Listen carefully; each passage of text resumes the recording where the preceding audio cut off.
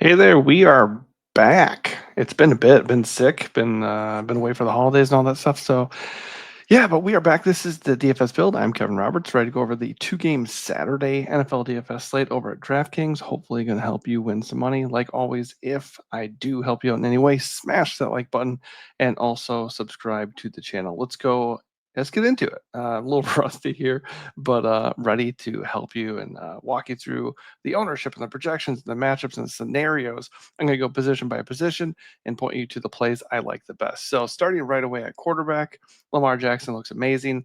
Worth noting the Ravens and Browns play in the first game of the weekend, of the Saturday slate rather, 4:30 p.m. Eastern, and then the Steelers and Bengals play later. So obviously the Bengals need to win for any chance of getting in. But if the Ravens win this game, then the Steelers don't necessarily have to play their starters. So that is worth keeping in mind. Now, Mike Tomlin did say that he isn't going to look at it any differently. If that is something we want to believe, then we can look at the Steelers starters regardless. But I'll touch on what I am thinking and what I might do in that situation. So either way, at quarterback, Lamar Jackson is the best play. He's going to carry most of the ownership. He has the best projection.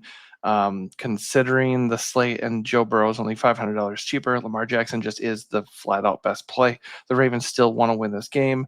So they're going to go for it. And honestly, I think this could be a spot where the Ravens maybe not necessarily go out of their way, but allow the game to flow through Lamar Jackson, kind of as they have been doing. It's not like that at all has not been the case. He's had what 10 touchdowns, 11 total touchdowns, but 10 through the air over his last three games. I mean, Baltimore's been crushing, and he is on the MVP trail, looking to get his third MVP. He's going up against Josh Allen, but it's kind of weird actually.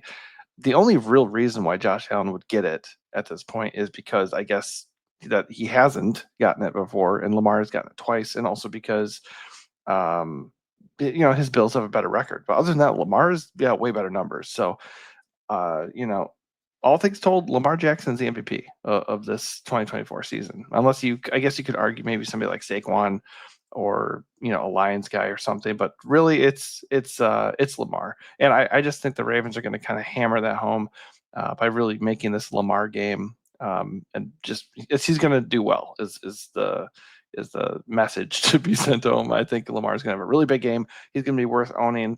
So sure, the negative is this could be a blowout, and maybe he would just won't really be needed that much late in the game. But if we followed that narrative all year long, we would have never been playing Lamar because they've toasted a lot of opponents. I mean, just like what was that game recently? It was against the Giants, I think. Yeah, 3 weeks ago against the Giants. They were not needed. They were up big in that game, and he had 5 touchdowns anyways, 37 fantasy points. He's just been really, really good. I don't need to, keep doing a sales pitch. Lamar looks awesome. The only downside would be blowout risk and ownership, but it's a 2-game slate, so I really don't care. Lamar Jackson's the first quarterback I want, and I'm not really going to think that much about it. If you don't want to play Lamar, you can leverage slightly with Joe Burrow, save $500, get a very similar projection. The upside is massive with Burrow, as it has been all season long. 39 fantasy points last week against the respectable Broncos defense. 22 plus fantasy points in 4 of his last 5 games. His floor game on the year has basically been like 18 or 19 fantasy points. Obviously, that is not what you want when you have Lamar Jackson on the other side on this slate, or as like your other option. So I think the fact that Burrow's got the worst matchup here on the road at the Steelers, the question is, are the Steelers going to actually end up being, motivated? I'm just going to check the standings here. I'm pretty sure. Yeah, the Ravens are up a game, so they're 11-5. Steelers are 10-6. Steelers have not looked good. They've dropped 3 in a row. So regardless of what the Steelers do, the Bengals are going to show up. They're the number 6 scoring offense. They're going to show up. They're going to try to win. And their game comes before, obviously, the Denver Bronco game on Sunday. So they'll be very, very motivated to show out and get the win and give themselves a chance at sneaking into the playoffs and possibly getting their 5th straight win here. But yeah, if Baltimore wins the first game, they're 12-5. They win the division, and the Steelers are in the playoffs, but they don't have any reason to really go that hard. against the Bengals, maybe out of pride or to get that win to end the 3-game losing streak. I guess that's arguable. It's certainly possible. But I would not be that surprised if the Steelers were limiting or sitting their starters, because I also don't really see a world where the Ravens lose at home to the Browns to secure the division. Just seems very, very unlikely. But honestly, long story short, Lamar Jackson's quarterback 1 on the slate, and quarterback 2 is Joe Burrow. Joe Burrow just does have the worst matchup technically. I wouldn't read that much into the matchup, whether the Steelers would be motivated or not. I think Burrow is going to have himself a day. So if you want to get a little bit different and still access some ceiling, I think Burrow is a fine pivot. Then, just for the sake of getting a similar option, but not as owned in tournaments, I'd have no problem with it at all. I'd be very Lamar heavy, but the first guy I'm going to go to is Burrow. I would be very wary of going away from both of these guys, because your other option is the Browns quarterback, Thompson Robinson, at 4.5K. I mean, massive savings. The Ravens have been a soft matchup, pass funnel defense all year, but this ain't it. I mean, this is not the spot to do it. Um, I think he's even questionable. He was been limited in practice with a calf injury. Last week against the Dolphins, he had 5.8 fantasy points. It's just not something I want to do. Honestly, no matter who starts at quarterback for the Browns, I just don't have any interest. The only way I'd even remotely consider it, honestly, is if Winston got the job back, but it doesn't really sound like that's going to happen. And even if it did, I still wouldn't be that excited about it. The one thing I would be a little bit interested in, a very tiny sprinkling, would be the Steelers quarterback position. So Russell Wilson has a decent projection. He's facing the Bengals, who have been horrific all year long, defensively.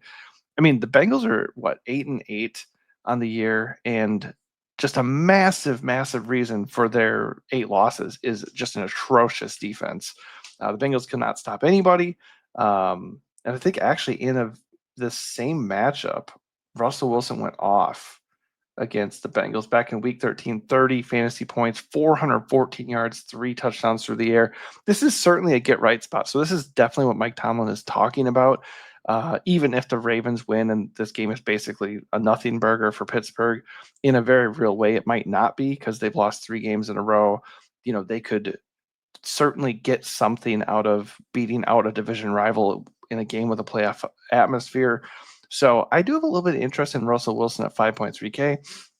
I think his projection feels a little bit light considering the matchup. I'm just curious if maybe the Roto Grinders projections are kind of baking in the risk of him being limited or whatever into that, or just the fact that the recent form hasn't been very good. But honestly, projection, price, matchup, everything looks pretty darn good for Russell Wilson. So while I will not be very heavy on him, I do think a sprinkling of Russell Wilson in tournaments is very, very interesting. And if you're worried about Russell Wilson getting randomly scratched once the Ravens win and Tomlin says, screw it, and the Steelers don't play the starters, you're only losing $500 to pivot to Justin Fields, which, by the way, would be kind of even more fun, right?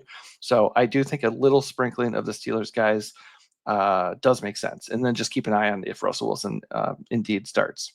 But, like I said, still it's Lamar for sure. And then a good amount of Burrow, very, very small amount of Russell Wilson to get things going. Okay, so at running back, Derrick Henry's coming in as just uber chalk, 98% owned. I have no problem eating that. You could play into the fact that I think it's going to be a very big Lamar game and just say, you know what, I'm not going to eat 8.3K Derrick Henry chalk at almost 100% ownership.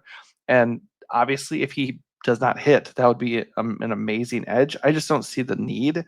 Chase Brown is questionable on this slate. We're not really giddy to play Browns running backs against a very good Ravens run defense. We don't really expect, we don't know if the Steelers are going to roll their starters out. And who wants to play Najee Harris really anyways? So I think Derrick Henry's just the guy we eat. The salary isn't very appealing on a 2-game slate, especially when we want to go pay up for guys like Jamar Chase and Lamar or Burrow. But I think it's just something we have to do. I don't have a problem with it. I do think there is a path to not using him or being underweight on him. And if it works out, obviously a massive, massive edge if both your running backs hit and you don't use Henry. But there's a pretty good chance that Henry gets a good chunky yardage and falls into the end zone once or twice. And honestly, all year long, Lamar has been the guy with a massive ceiling, and he's been the guy they've been riding lately. And I expect them to continue to do that here as he chases another MVP trophy. But Henry's still going to get his. Like there's still positive correlation because they use them both throughout the field. Henry's not a guy that gets a lot of catches, and obviously Lamar can siphon his touchdowns, near the goal line. But Henry's still a pretty decent bet to get that 100-yard, plateau bonus. And he obviously, if he can do that and then fall in the end zone once, he's going to hit. So I do not mind eating the chalk whatsoever, and that's what I'm going to do for the majority of my lineups. You're going to have to keep an eye on the Chase Brown, situation. Chase Brown got hurt in the last game. He exited, still at 13 fantasy points before leaving with the injury. He's been missing practice with an ankle issue. Obviously, it's a huge game. I would not be shocked at all if he ended up playing. If he does play at 7.6K, I don't have a problem with it. The matchup with the Steelers is not amazing, but he had 19 fantasy points last time he faced Pittsburgh. His role is just so huge. Like the Bengals, just whoever they're going to go with is going to get the ball, most of the time. So, 24 touches last week. He said 21 plus touches in each of his last 4 games. Like all year long since he took the job after Zach Moss got hurt, he's just been a beast. So as long as he's out there, I don't really think that's going to change. And even at 7.6, I have no problem pairing him with Henry, even though he's going to be owned if he does end up playing. If Brown is out, Khalil Herbert is going to be the guy we're going to look to. His projection is going to take a significant spike, and rightfully so, because he was getting the touches all to himself once Chase Brown left last week. So if Brown is out, Herbert looks really, really good at 5.1. I have no problem doing that whatsoever, even if he's going to be chalky. But there are pivots we can look to. Right away, there's Jaylen Warren, there's Najee Harris for the Steelers. Obviously, if they are in, and especially if one of them end up missing, like if Najee sits because the Steelers aren't going to go very hard, then Jalen could have the backfield all to himself. If that ends up being the case, and even if it doesn't, they both look really good because the Bengals are not a good defense. I guess I would have, as long as the starters play out of more of a lean towards Najee because he's $500 cheaper, their projection's the same, their ownership's the same. He's just probably a little bit more likely to get touches, near the goal line still. Najee is never a fun, exciting play, but he did get it going again last week against the Steelers or Chiefs, even though the game wasn't very close. He had 13 carries for 74 yards. He's been losing work to Jaylen Warren for sure. So Jaylen Warren is still he's still in play, and I don't mind Jaylen Warren at all. But if the ownership is at all going to go towards Warren, I think I'll just take the savings and ride with Najee. So Najee and or Warren could be pivots off of Khalil Herbert if Herbert ends up being really, really chalky in the event Chase Brown's out. I still prefer Herbert, but I think those guys are going to be decent pivots if that ends up being the situation. We can also look at Dante Foreman at 4.9K if Jerome Ford is out. I don't really like targeting running backs against the Ravens because they are pretty good against the run. They're they're top 10 against running backs on the year. They've only given up 8 rushing touchdowns on the year. The rushing yardage has been what is really disgusting. They have given up the fewest rushing yards to running backs throughout the year. So it's not a good spot, and the Browns just aren't an offense that we're going to trust, and I'm not exactly trusting the sludging Deontay Foreman that much either, but he is live to fall in the end zone for a touchdown if he plays, and he's only 4.9K, so I don't mind it as a pivot, but it'd be a sprinkling. It'd be kind of like that Russell Wilson sprinkling kind of thing, just because it's 2 games. Like you do want to get different in some spots. Like if you can get completely unknown Deontay Foreman as a pivot from possibly chalky Khalil Herbert, that is interesting for sure. You save $200 and you get a guy that might be not owned at all compared to a guy who might end up being very, very chalky. And then just also keep an eye on the Jerome Ford news at 5.4K. I think the interest with Ford would be the fact that he is pretty explosive and he tends to be pretty involved as a receiver out of the backfield. I wouldn't be especially confident that he's going to do major damage as a rusher against the Ravens, but I do think it's entirely possible that he could have a big day receiving, just because the Ravens on the year are bottom 10 against fantasy running backs in terms of receptions allowed, because they stuff you, but they're going to give up, screens and like short passes and stuff. So, Foreman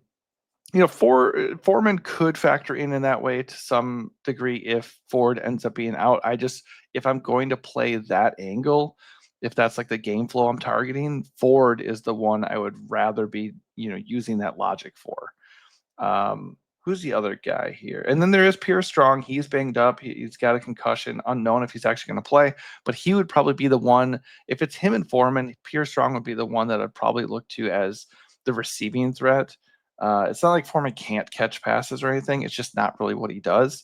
So all those guys are in play, just like interesting pivots away from Herbert if Chase Brown ends up being out, and just also pivots away from Najee and Warren regardless. At running back, what else is there? I guess you can leverage the Henry ownership with somebody like Keaton Mitchell, who had 11 carries, 12 total touches last week. They might want to try to get him more involved now that he's healthy.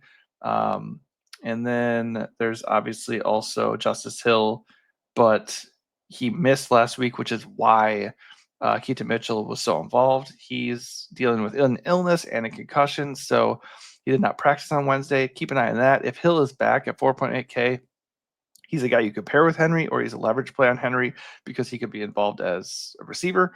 But if he is out, Keaton Mitchell at 4.3K is not the worst value on this slate just because it looks like he'll be involved no matter what. So yeah, just monitor those injuries. I'm just trying to see what else pops. Nothing else really stands out. Those are the situations we want to keep an eye on at running back. All right, over at wide receiver, much like Derrick Henry, Jamar Chase is going to be just owned to the max. I'm going to eat that chalk, 8.6K. He's just been insane all year long. There's just really no reason to doubt Jamar Chase at this point. 20 plus fantasy points in 4 of his last 5 games, 18 plus fantasy points in each of those games. Against the Steelers, he had 20 fantasy points. Obviously, this is not a great matchup if the Steelers are at full strength and fully committed to stopping Cincinnati here. But even if it is, it's obviously a matchup he can beat, and he's basically matchup proof. So I'm not going to think twice about it. I saw some videos up to just about like all the different incentives some NFL players have this week as they round things out to fulfill some of their contracts. And Jamar Chase, I think there's a couple that he would be targeting. And also Joe Burrow literally came out and said that it is on their radar to make sure he is leading the triple crown. So catches, yardage, and touchdowns at the wide receiver position. He's not really in jeopardy of not getting any of those, but there's a few. There's like catches and touchdowns where it's like not completely impossible for somebody else to rise up over him if he just had a total dud. So I just per usual, they're just going to feed him. So I anticipate he scores at least one touchdown. I anticipate he gets 10 plus targets, and I just think he's going to do really well. And it's a must-win game. So all across the board, Chase looks awesome, and he'll be in like almost all my lineups. T. Higgins was crazy good last week. 7.1K salary looks really cheap when you look at 44 fantasy points. He's really been feeling it in general. 19 plus fantasy points in 3 straight, 17 plus in 4 of 5. One of those games was 17.9 against these very Steelers. So again, same deal, matchup proof. He and Chase are going to eat up most of the targets for the Bengals, and they love to throw the ball, and they're very, very good at it. He is dealing with ankle and knee issues. He was limited in Wednesday's practice, but he was limited all last week, and then look what he went and did, right? So I think for T, games like that don't happen back to back very often. So my guess is we don't get a crazy nuke game out of T. I think he's still capable of getting 15 to 20 fantasy points. I just think it's going to roll over. It's going to be a major Chase game. Like Chase is just going to erupt again. And if somebody was going to get 30 to 40 fantasy points for the Bengals, I think it's just going to be Chase this week. So you can still play T, but at 74% ownership, that might be a spot on this slate where I say, I'm going to go away from the chalk just a little bit. So I think there's a few other spots that make sense that we can just leverage it a little bit. That doesn't mean fade T, just because I think going like full Burrow Chase T stacks, it's pretty appealing. Like I don't have a problem with that whatsoever. But you do have to save money somewhere at some point. So I think not paying 7+K for both the Bengals wide receivers is one way we can maybe do that. And then we could consider how else can we attack the Bengals offense without stacking their top 2 wide receivers. That can get us to Andre Iosivas, that can get us to Mike Gesicki, that can get us to, Chase Brown or Khalil Herbert, depending on the news. So for me, I think as bad as it feels, I think T. Higgins is the first true like upper tier stud on this slate where I'm going to be underweight. So 74% ownership, that feels really, really high. Obviously, the price is good considering the game you just had, but I personally am feeling pretty good about going away from him a little bit on this 2-game slate. One guy that makes me feel pretty good about that is George Pickens, who's like half the ownership, and he's $500 cheaper. So George Pickens is 6.6K. He had missed like 4 games. He returned last week, 7 targets, 3 catches, 50 yards. So not the best week, but a little bit of rust. Tough matchup with the Chiefs, blowout. I think he definitely gets it going here. The Bengals are about as good of a matchup as it gets. He had 16 fantasy points the last time he faced them. Assuming he starts and the Pittsburgh cares, I think he's going to ball out here. So love him as a direct pivot off of T. Higgins up top. I think that looks awesome. 33% owned compared to 74% owned. You still get exposure to that, classic division rivalry and the Bengals awesome matchup. It looks and feels awesome. Jerry Jeudy, 6.4K. That does not look like chalk that I want to eat. It has nothing to do with Jerry Jeudy. He still got it done last week. 18 targets, 12 catches, 21 fantasy points without scoring a touchdown. So obviously I could look stupid there.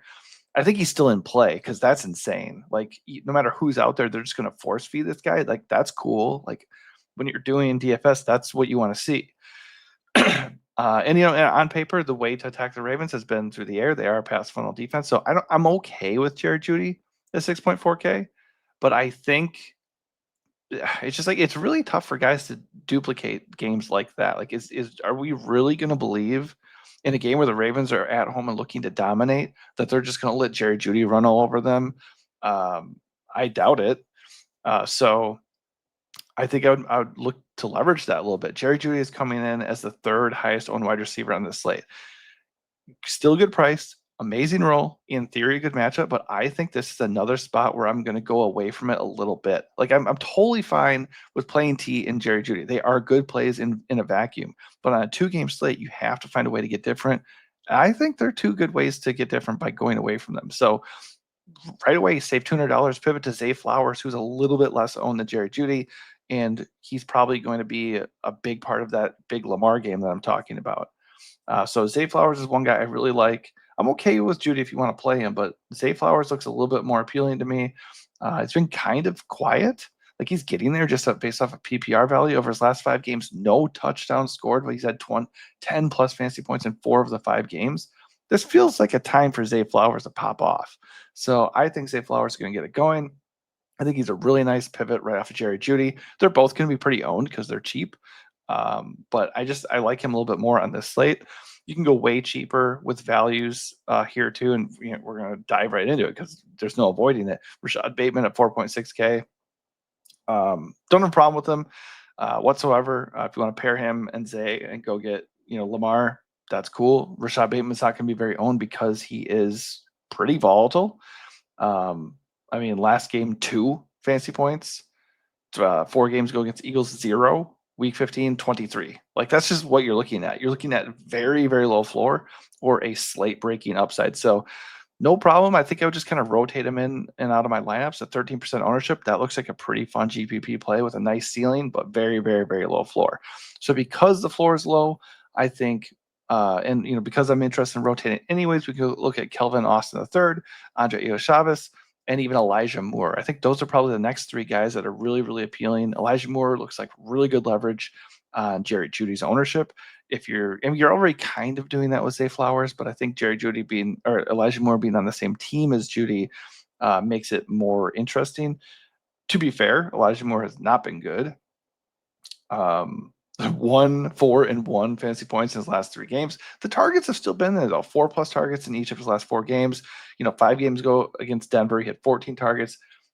Cleveland is not going to throw as much as they did when Winston was under center. So there's that. I just think it's an interesting leverage play, and he's only 3.8K. Chavez is just cheap exposure to the Bengals passing game.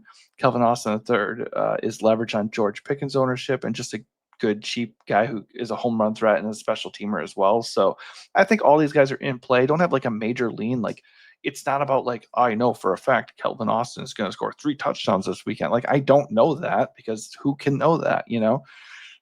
But all these guys are going to be 13% owned or less. I mean, the ownership you kind of have to take with a grain of salt, but I would say definitely at 20% or less, these guys are not going to be very owned.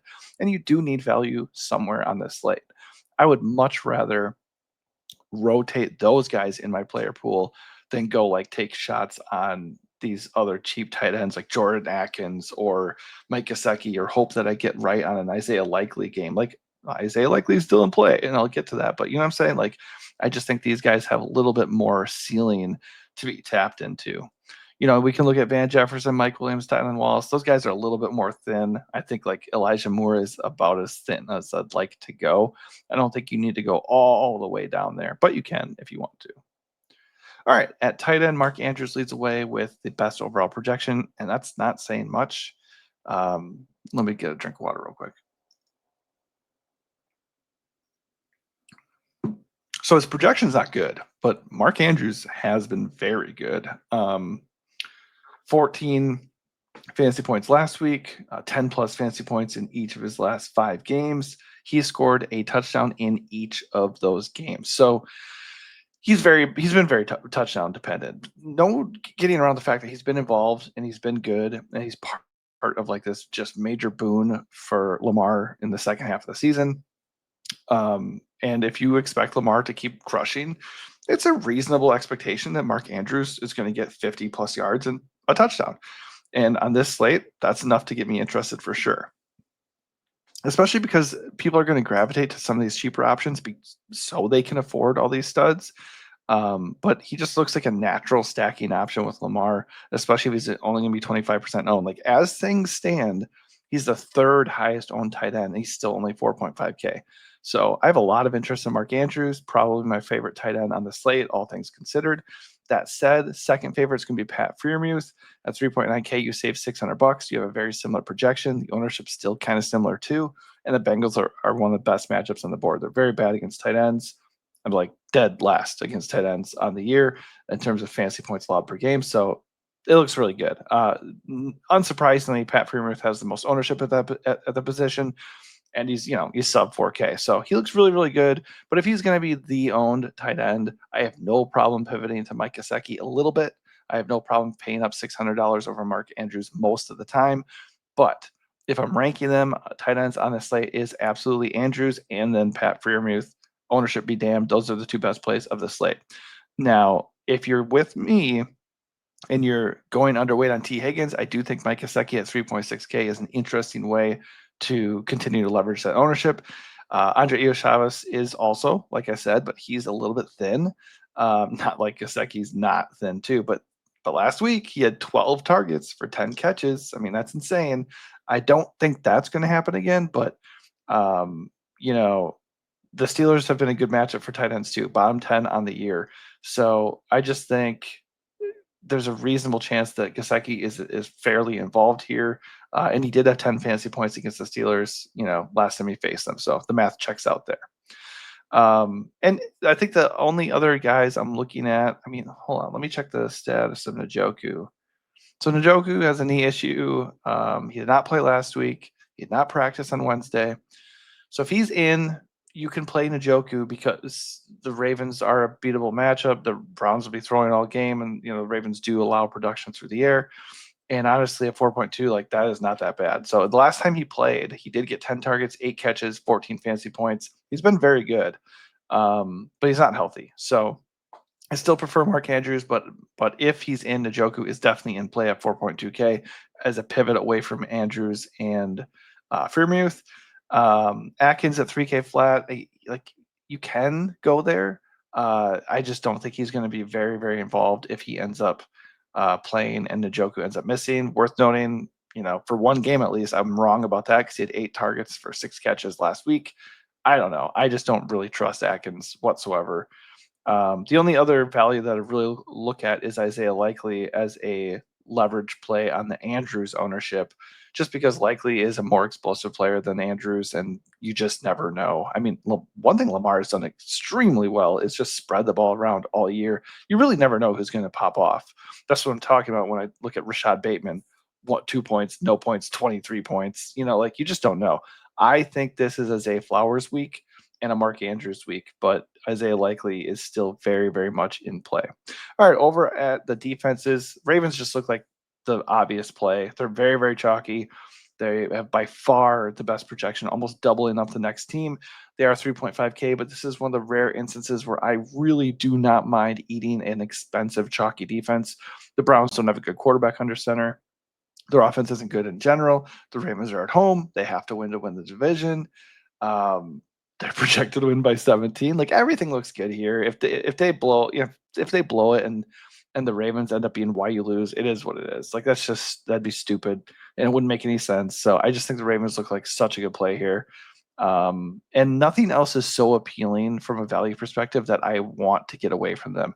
So the Bengals are $500 cheaper, but they're still against a capable Steelers team. It's in Pittsburgh. The Steelers might be motivated to try to win the game, whether just to knock out their divisional rival, whether to end their own 3-game losing streak. So I don't think the Bengals are as appealing as people might think they are.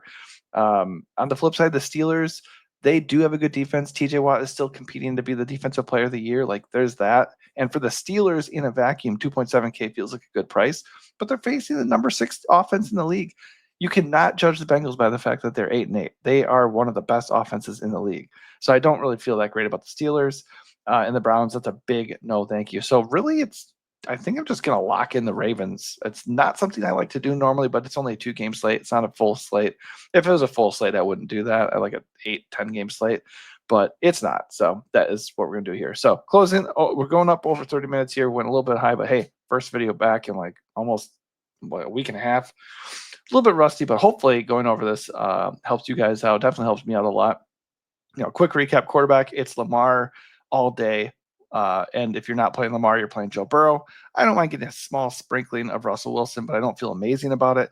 Probably going to eat the Derrick Henry chalk across the board. Don't mind playing Chase Brown. Keep an eye on him. If he's out, Khalil Herbert looks good. If Chase Brown is out, I would like to play with the ownership there at the second running back spot. While I would mostly be looking at Khalil Herbert, I definitely would still have interest in Jalen Warren and Najee Harris, and a tiny bit of interest in whoever starts for the Browns, probably Dante Foreman. At wide receiver, eating the Jamar Chase chalk all day. The best way for me to get different on this slate, in my opinion, is to go underweight on T. Higgins and also underweight on Jerry Jeudy. You don't have to do both in the same lineup every time. Maybe even set a rule so you don't do that. But I probably will because it's a 2-game slate and I'm going to be slowly inching into the main slate for Sunday. So I'm probably just going to do a single entry personally. But if I did a lot of lineups, that's the way I would play it. And I think I'll go way overweight on George Pickens as a direct leverage play on T. Higgins. And then just kind of like target Zay Flowers. That's who I'd target as a leverage off of Jerry Jeudy. And then just sprinkle and mix and match guys like Rashad Bateman, Kelvin Austin, Andre Chavez, and Elijah Moore. At tight end, it is Mark Andrews. I don't mind Njoku if he's in. And I also really like Pat Freiermuth. And the other guys, I would just kind of, if they get into my lineup, they get into my lineup. All right, that does it for me. Hopefully this helps you out. Always want to see you guys win. If it does, smash that like button, give us a follow, and drop a comment before the Saturday slate arrives and let me know what your plan is for your lineups and what's going on and what's cooking. All right, thanks for watching and good luck.